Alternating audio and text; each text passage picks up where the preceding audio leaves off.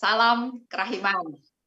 Hari ini kembali kita bertemu dengan seorang sahabat, seorang devosan dari Pulau Sumatera, tepatnya dari Jambi, yaitu Pak Paulus. Kita langsung undang Pak Paulus ya.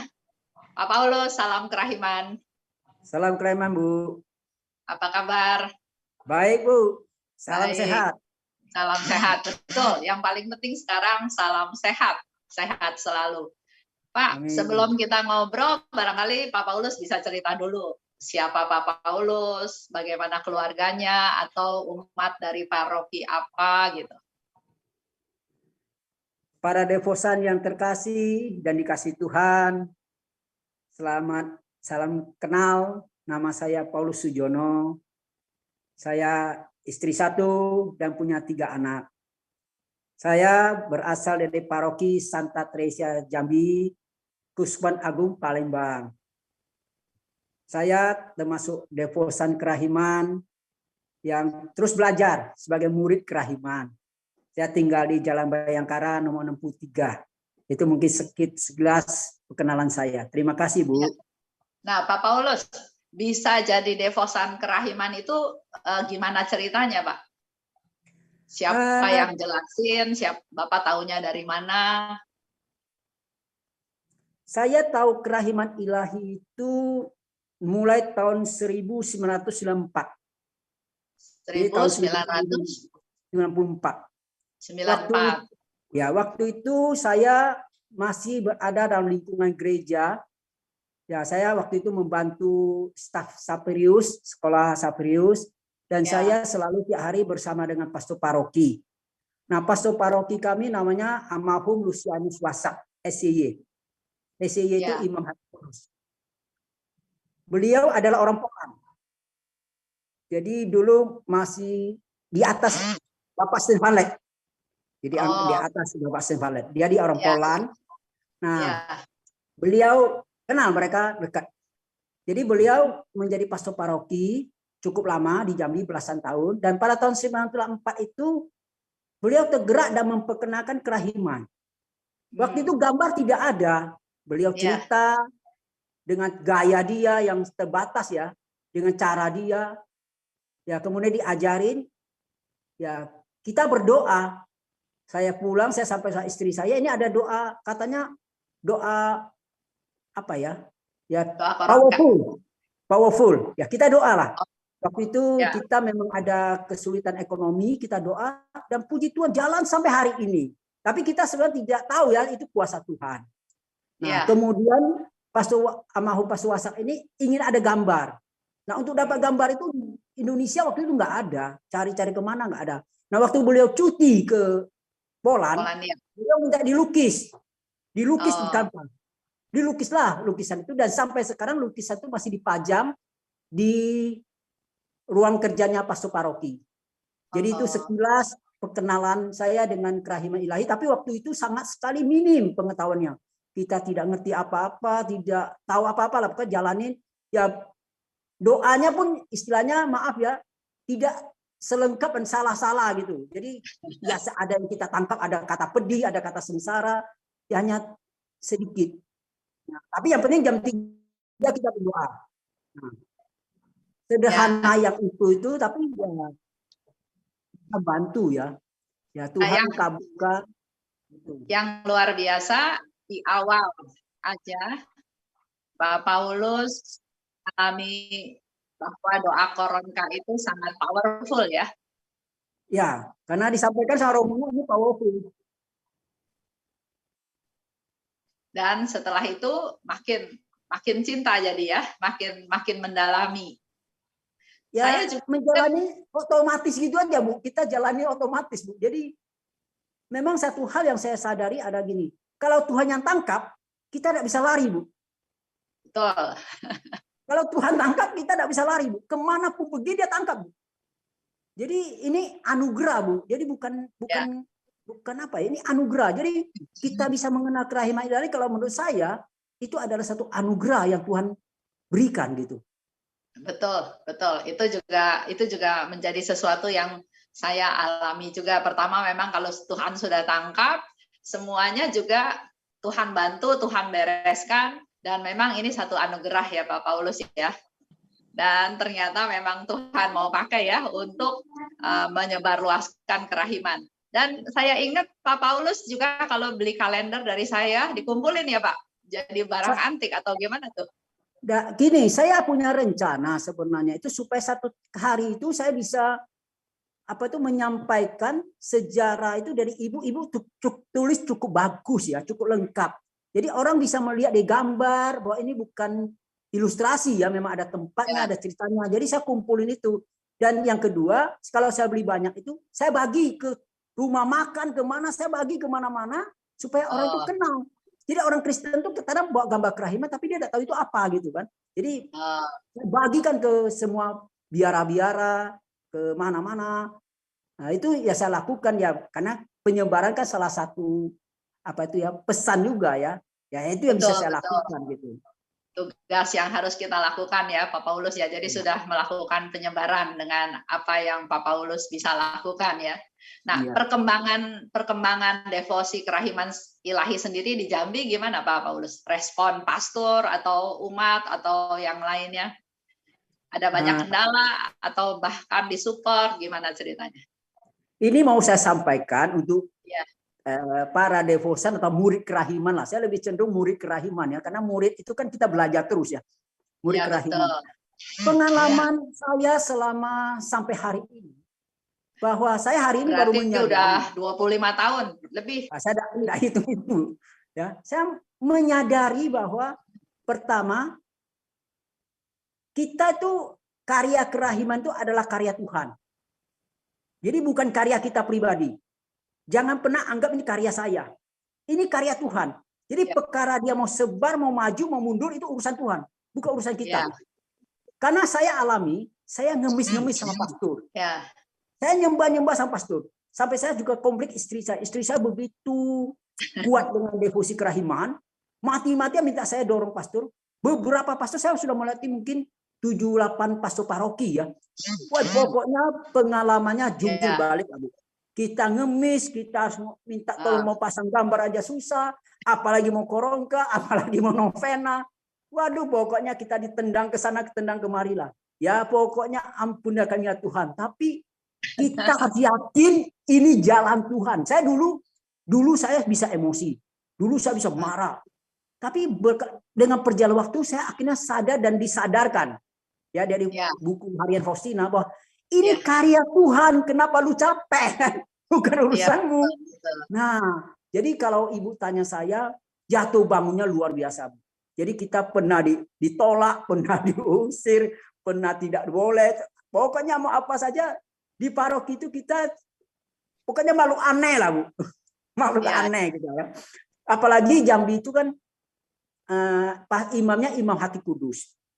Jadi saya harus masuk dalam koridor begini. Hati Kudus dan kerahiman ilahi. Ini ada dua devosi yang agak mirip tapi berbeda. Jadi seperti bunga dan buah kan? Buah dan buah. Jadi ini sulit, Bu.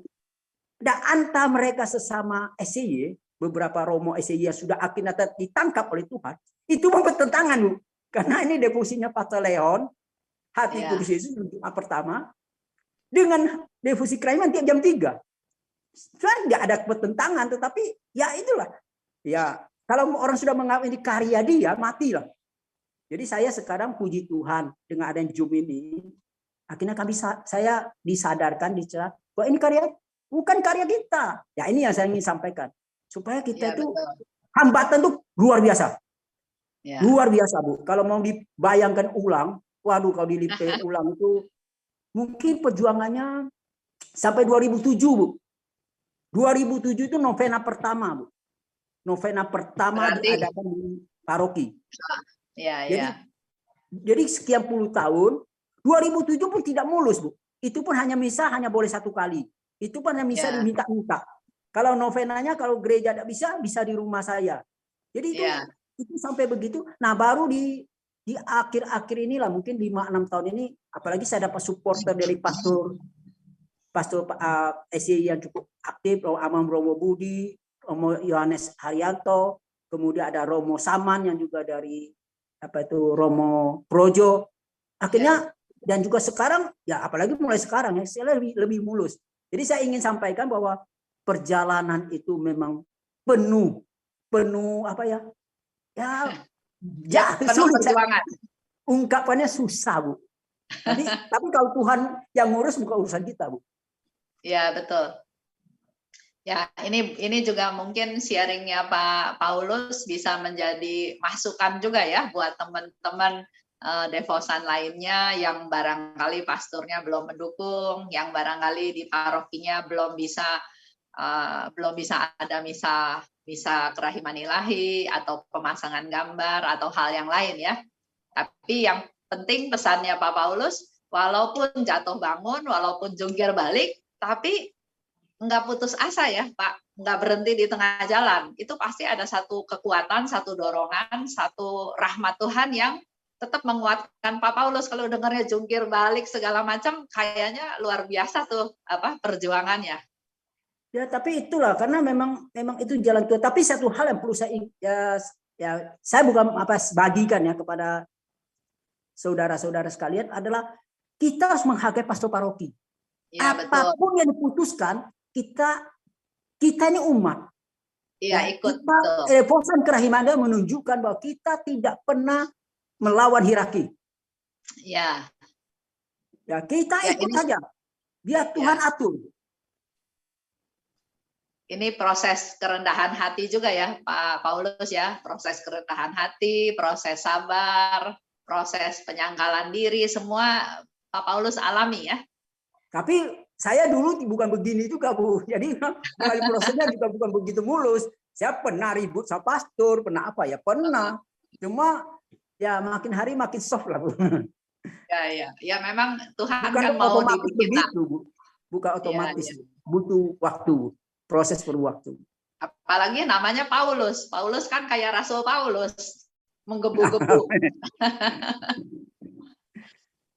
Istri Bapak juga devosan Kerahiman dukung. Oh ya, dia lebih ini, dia kalau saya bilang bahasanya, saya bilang lebih fanatik, saya bilang. Lebih fanatik. Ya itulah hidup, Bu. Anak-anak gimana Pak? Anak-anak dengan segala macam sepak terjangnya Pak Paulus sama istri gimana? Itu atau mereka support, tapi mereka tidak sampai ke mendalam ya, karena mungkin karena faktor ini juga ya, faktor umur ya. Jadi mereka masih membutuhkan yang lain, dan juga terkadang saya bukan seorang pendidik yang baik mungkin apa saya rasa. Makanya saya selalu mohon ampun sama Tuhan. Gayanya gaya Bapak zaman dulu ya, ini gayanya. Iya, Bu. Anak-anak sekarang semua ada di Jambi atau di luar kota, Pak? Jakarta semua, Bu. Oh, Jakarta. Jadi sekarang Pak Paulus sama istri aja ya di Jambi. Ya. Di Jambi juga sekarang sudah maju ya, sudah berkembang. Dulu tahun berapa saya? Tahun 76, 77 saya pernah juga tinggal di Jambi. Tapi ya masih sekarang jauh lah, Bu. Ya. Pengen juga sekali-sekali jalan ke sana, ke Jambi, naik mobil dari Jakarta ya. Saya dulu pernah naik mobil sampai Medan, ya. Senang juga. Apalagi sekarang sudah ada Trans Sumatera ya. Trans Sumateranya masih bagus, Pak? Bagus. Kalau dari Jakarta sampai Palembang sudah oke, Bu. Dan Palembang Jambinya yang masih kurang oke. Tapi di Palembang ada bisa nginap sebentar, ada Poromoro, ada tempat Taman Kerahiman, susah ada Relikwi Santa Faustina di Gereja Santo Yosef. Nah, terus nanti, di Palembang ya? Ya, dia di bawah Gereja Santo Yosef ada Kapel Faustina, dan ada Relikwinya. Pak, ngomong-ngomong, Bapak bilang di Jambi ada Candi Kerahiman. Ya itu di Lagan, Bu, lebih jauh. Jadi di tengah sawah, Bu. Maksudnya bentuknya seperti candi gitu. Iya, seperti candi. Nanti saya bisa kirim fotonya. Kalau YouTube-nya saya coba. Jadi bentuknya seperti candi, di dalamnya ada altar, ada gambar kerahiman gitu kira-kira. Altarnya di luar. Kayak Gua Maria gitu, Bu. Jadi altarnya di luar. Ya. Itu adanya di Jambi. Di Lagan. Jadi Lagan itu termasuk kabupaten. Jalan ke sana kurang bagus. Dia di tengah sawah, Bu. Oh, ya, Di paroki Santo Thomas. Makanya pas paroki meresmikan dia terkejut. Kok parokinya paroki Santo Thomas ya? Pesta kerahiman yang dibacakan kan Thomas. Jadi bilang, saya baru bingung. Kenapa Yesus mau di sini katanya. Jadi candi itu ada di paroki Santo Thomas. Di stasi Santo Thomas, belum paroki, stasi Santo Thomas. Karena memang dalam pesta kerahiman ilahi kan, atau minggu pertama setelah Paskah, bacaannya selalu tentang Thomas ya, Thomas yang tidak percaya ya. Jadi nyambung sebetulnya ceritanya itu. Itu kuasa Tuhan. Ya, luar biasa. Nah, kegiatan apa aja Pak Paulus di Jambi sebelum pandemi yang dia lakukan oleh komunitasnya Pak Paulus? Kita ada doa tiap hari jam 3 karena sudah diizinkan kita pakai gedung paroki supaya umat yang lain bisa ikut. Ya, betul. Kita juga ya ada kumpul-kumpul, kemudian di sini ada Ibu Meli Marjuki buat ada taman kerahiman di rumahnya. Nah, ada jalan salib, nah, kita bisa lakukan di sana. Kemudian doa bersama, kemudian berikan belas kasih. Nah, karena kami ini juga ya kebanyakan sih ziarah, juga mereka dulu ikut membantu kita ziarah kemana-mana untuk kerahiman. Kalau di daerah Jambi ziarahnya kemana Pak? Ya, kita umumnya keluar, jadi ke Batam. Kemudian pergi ke Batam. Ada ke Polan. Jadi kemana-mana kalau pergi itu atas nama kerahiman. Jadi devosan kerahiman ya, kita juga dengan teman-teman di Medan juga kan Taman 2000 dengan Bu Sentia juga pernah kami undang ke Jambi. Bu Sentia pernah ke Jambi juga. Terakhir waktu Komnas di Pontianak juga Pak Paulus datang kan ya? Saya ikut ya. Waktu dulu pertama kali di Batam, waktu itu itu. Ya. Dan selanjutnya ya Surabaya saya tidak ikut, tapi Semarang saya ikut, yang Jakarta itu saya ikut, kemudian di Ponti kami ikut. Tahun depan harusnya di Makassar ya, nggak tahu ini jadi atau enggak. Ya, kita serahkan saja. Kita tunggu saja ya. Tapi luar biasa, yang saya lihat yang Ibu Mariana buat luar biasa untuk apa itu kerahiman ilahi nasional itu. Iya, betul. Tidak propisia. Ya. Memang dengan masa pandemi ini justru menurut saya devosi tentang kerahiman ilahi ini makin menyebar luas kemana-mana ya Pak Paulus ya, dengan webinar, dengan live streaming, dengan YouTube, dengan segala macam cara, begitu banyak acara yang bicara tentang kerahiman ilahi ya. Ya, tapi saya menangkap sesuatu Bu, bahwa dulu kita itu terlalu fokus ini bukan pengamatan, pendapat pribadi ya. Saya melihat dulu itu cenderung kerahiman ilahi itu ke tata caranya, liturginya, bukan liturgi ya, tata cara ya, tata caranya. Tapi sekarang saya melihat sebenarnya lebih mendalam. Jadi kerahiman ilahi itu justru memang apalagi saat pandemi, memang kita perlu memberikan belas kasih, betul-betul kita mencari saluran bahwa belas kasih Allah itu adalah anugerah kerahiman itu memberi kegembiraan dan harapan. Ya, ini jadi harapan terutama ada kesempatan kita untuk berdoa bagi jiwa-jiwa yang sakrat maut, Bu, yang sekarang tidak tahu. Jadi memang ini lebih saya melihat lebih dalam lagi bahwa kerahiman itu lebih dibutuhkan saat ini, Bu. Jadi bukan sekedar di webinarnya, tapi sekarang saya merasakan bahwa kesempatan kita merebut, kita merebut jiwa-jiwa yang memang ya mungkin mereka membutuhkan, dan juga menyampaikan bahwa pendosa apapun datang gitu loh. Jadi memberikan harapan dan kegembiraan gitu. Beda. Kan Yesus bilang juga gitu ya. Yesus juga bilang kan bahwa kita perlu berdoa buat mereka-mereka, terutama pendosa yang malang, yang sekarat, yang mereka butuh kerahiman Tuhan, karena pada saat itu mereka sudah tidak punya pengharapan ya terhadap kerahiman Tuhan. Nah, itu yang kita perlu berdoa supaya mereka punya pengharapan lagi akan kerahiman Tuhan dan jiwa-jiwanya diselamatkan. Betul Pak Paulus, yang Pak Paulus bilang, kita dulu memang lebih banyak bicara tentang tata tertib apa sih yang harus dilakukan, doa koronka, penghormatan gambar ya, misalnya perbuatan belas kasih itu pelayanan-pelayanan ke sana ke sini ya. Tapi memang kalau makin didalami, yang Tuhan Yesus mau tuh sebetulnya cuma satu. Kita berdoa buat menyelamatkan jiwa-jiwa khususnya yang sekarat, karena yang sekarat kan kalau udah mati terus sudah nggak bisa balik lagi. Nah itulah pertolongan kita saat-saat terakhir mereka ya, Pak Paulus ya. Pandemi ini sangat-sangat terasa, Bu. Ya betul. Pandemi ini sangat terasa. Kalau di Jambi ini apa akibat dari COVID itu banyak yang sakit, yang meninggal atau enggak terlalu banyak, Pak? Ya meninggal kita boleh katakan kita udah betul-betul ya sekarang itu dulu ya, sekarang sih tidak ya. Dulu tiap hari mendengar, Bu. Jadi orang jauh sampai orang dekat, Bu. Orang kita betul, tidak ya? Kenal. Sekarang orang lingkungan yang kenal tiap hari sampai rasanya seperti apa yang pernah Ibu sampaikan ya. Ya kita merasakan bahwa memang hidup ini lebih disadarkan lah. Ya, betul. Hidup itu lebih ya apa ya harus lebih disadarkan. Tapi ya memang proses, Bu. Ini proses. Ya, betul, betul. Kita juga jadi apa? Mindset tujuan hidup kita juga jadi disesuaikan, dirubah ya. Yang lebih apa ya? Sebetulnya yang lebih memang kita perlukan bukan hanya semata-mata urusan duniawi aja, Pak Paulus ya. Iya. Nah, kalau Pak Paulus sendiri sebagai pribadi, apa harapan Pak Paulus sebagai devosan atau sebagai murid Yesus yang terus belajar terhadap kita semua, para devosan kerahiman, atau harapan Pak Paulus terhadap ya keseluruhan apa saudara-saudara kita semuanya? Apa yang jadi harapan Pak Paulus?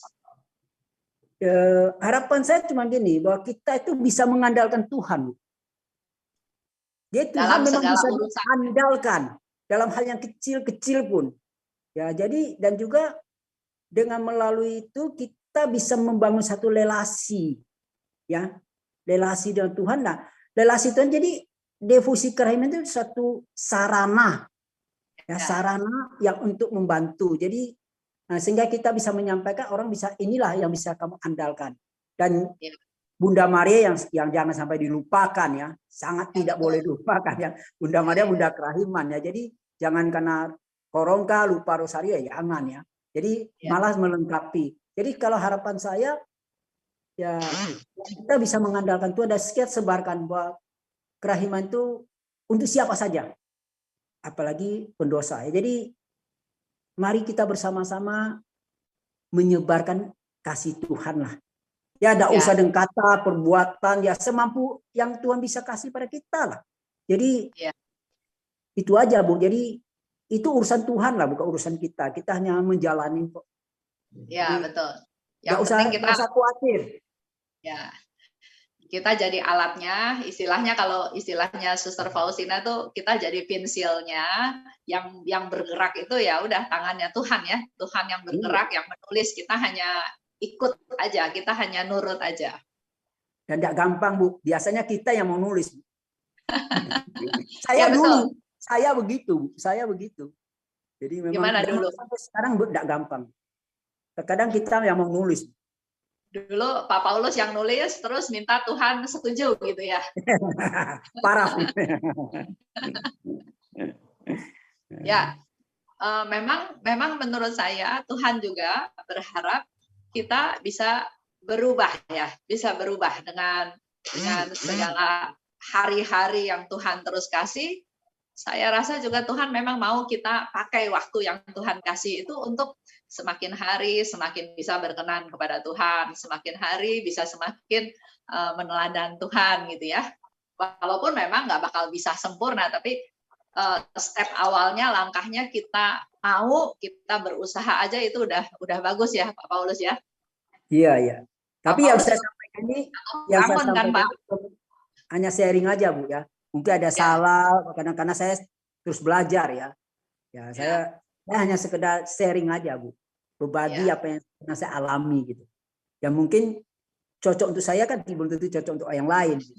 Nah, mungkin Pak Paulus bisa sharingkan satu hal yang berubah dari Pak Paulus karena menjadi devosi kerahiman. Dulu gimana, sekarang jadi gimana gitu barangkali Pak? Saya lebih peduli sama jiwa-jiwa yang malang dan jiwa-jiwa di api penyucian. Jadi Pak Paulus doakan mereka gitu ya? Iya.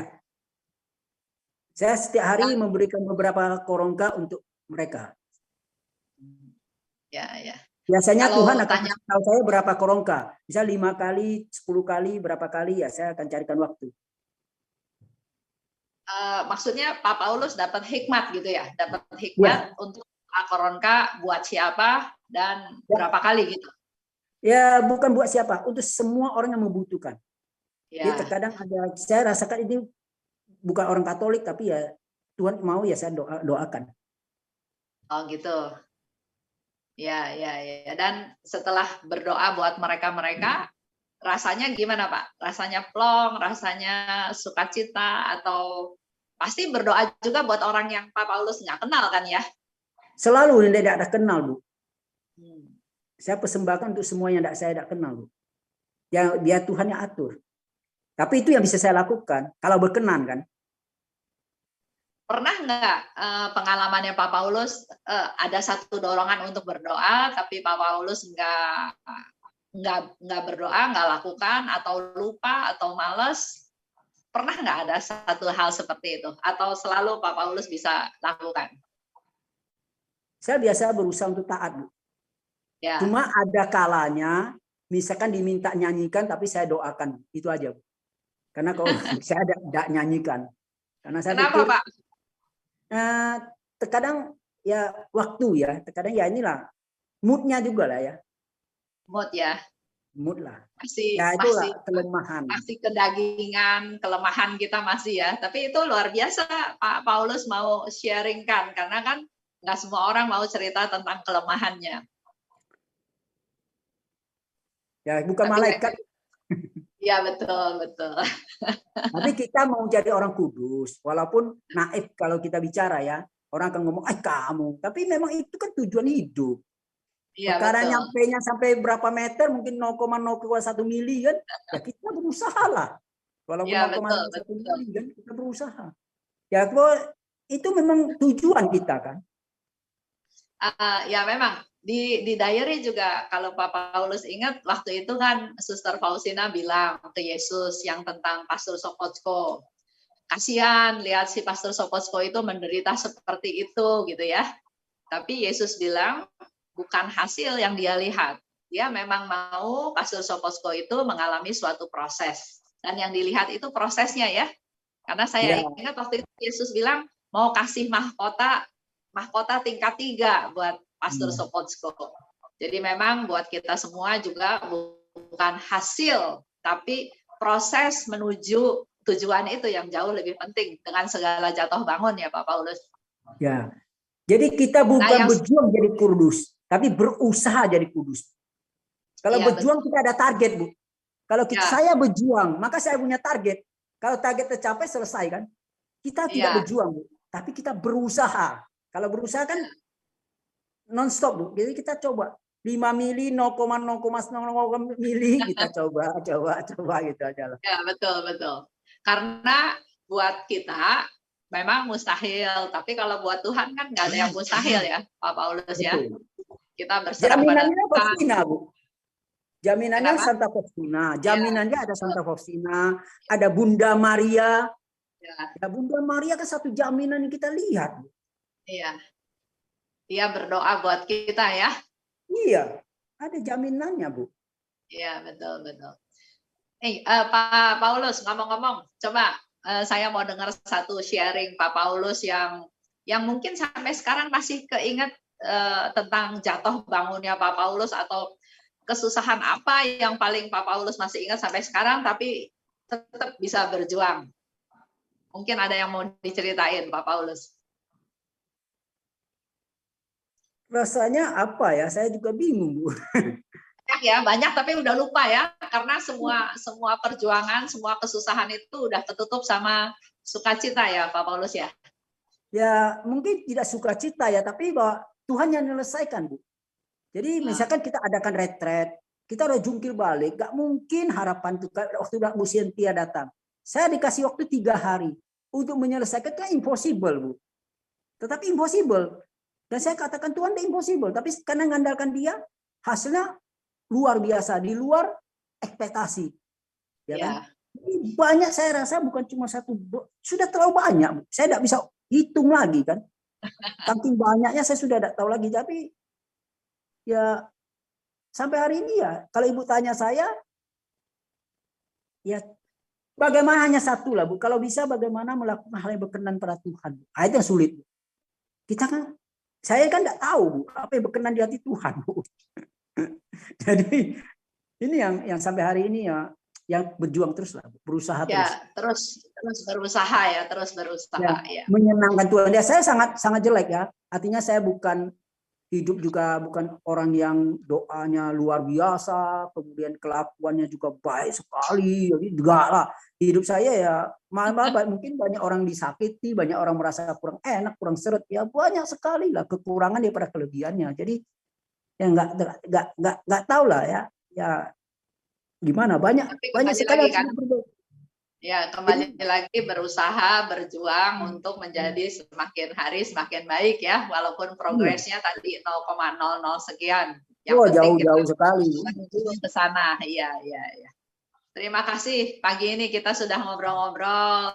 Saya juga ngobrol sama Pak Paulus, jadi ketularan semangat lagi. Terus bersemangat, terus berjuang. Jangan kalah sama umur ya Pak Paulus ya. Ya. Ya, terima kasih. Tuhan berkati Pak Paulus dan keluarga, istri, dan anak-anak semuanya diberkati Tuhan. Ya, saya juga mau maaf ya. Saya juga mau maaf kalau ada kata-kata yang tidak enak didengar, ada sikap saya, kalimat-kalimat yang seolah-olah menggurui atau mengajar, tidak ya. Tujuan saya hanya sharing. Ya, tujuan saya hanya sharing sekedar supaya orang mengandalkan Tuhan, menyadarkan itu aja. Jadi bukan saya lebih, saya terus belajar ya. Jadi saya mohon maaf kalau ada kata-kata yang tidak berkenan. Ya, terima kasih. Oke, kalau Pak Paulus ya. Terima kasih. Itulah teman-teman. Tadi kita sudah ngobrol ya sama Pak Paulus. Kita lihat semangatnya dari tahun 1994 dia tahu tentang devosi kepada kerahiman ilahi. Sudah diceritakan juga dengan segala jatuh bangun, perjuangan, mau pasang gambar juga nggak disetujui, gambar juga nggak ada. Tapi ya itulah proses. Bahkan hari ini Pak Paulus memberikan satu masukan buat kita semua. Dalam devosi kepada kerahiman ilahi itu yang penting bukan hanya tata caranya, bukan hanya berdoanya, tapi yang lebih penting adalah apa yang harus kita lakukan untuk menyelamatkan jiwa-jiwa. Itu yang memang Tuhan Yesus minta. Dan dengan masa pandemi ini, kita punya banyak kesempatan untuk melakukan tugas tersebut, untuk melakukan doa buat orang-orang yang membutuhkan doa-doa, khususnya yang sekarat, yang berdosa, yang malang, ya, itu semua yang menjadi PR kita semua. Ya, semoga apa yang tadi Pak Paulus sudah sharingkan kembali lagi menjadi semangat buat kita. Oh ya, tadi ya saya coba ingat-ingat. Pertama, Pak Paulus pesan, andalkan Tuhan. Andalkan Tuhan dalam segala hal, urusan besar, urusan kecil. Bahkan di awal aja tadi dia sharing, ada masalah, dia berdoa koronka yang juga katanya belum lengkap doanya, tapi pasti ada kuasa Tuhan. Doa yang powerful dan ternyata semua masalahnya bisa dijalani, dihadapi, dan diatasi dengan baik ya sampai sekarang. Itu bicara tentang mengandalkan Tuhan. Dan dia punya kecintaan sekarang berdoa untuk orang-orang yang sekarat, yang mau meninggal, yang berdosa. Dan tadi ada satu pesan. Kita tetap harus taat, harus menghormati romo paroki masing-masing. Belajar sabar, belajar menerima. Dan satu hal tadi yang luar biasa, karya ini bukan karya kita, bukan hebatnya kita, tapi kerahiman ilahi adalah karya Tuhan. Jadi tinggal kita jadi alatnya aja. Kalau pensil, ya tinggal mau dipakai Tuhan untuk menulis apa yang mau Tuhan tulis, bukan maunya kita lagi. Itu yang kita dapat semua dari Pak Paulus. Kita sama-sama berdoa untuk Tuhan memberkati Pak Paulus dan sekeluarga dan kita semua. Karena kita semua sekarang sudah ada dalam satu saudara sebagai para devosan, para murid Yesus yang Maha Rahim.